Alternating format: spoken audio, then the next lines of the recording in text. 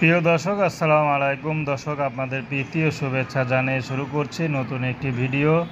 তো আজকে এক মেয়ের জীবনের গল্প তুলে ধরবো। মেয়েটি আসলে অসহায়, কারণ তার বাবা মা নাই, থাকে নানির কাছে।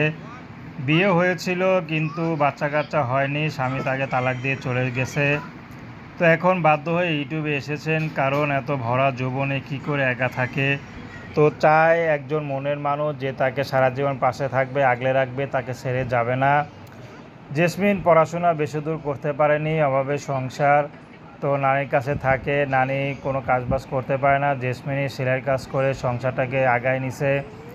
তো যতটুকু পারে কষ্ট করে মেয়ে মানুষ, কিন্তু একা একা তো আর জীবন চলে না। তো চাচ্ছে আবার বিয়ে শাদী করবে, বিয়ে শাদী করে হয়তো নিজের জীবনটা একটু গুছিয়ে নিতে চায়, কিন্তু কে তার এই অগোছালো জীবনে আসবে।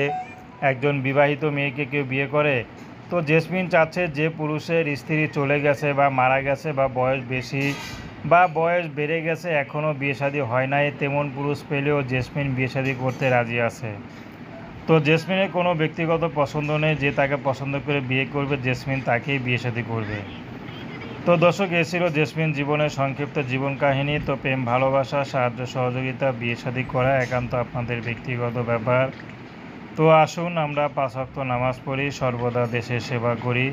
আসসালামু আলাইকুম ওয়া রাহমাতুল্লাহি ওয়া বারাকাতুহু।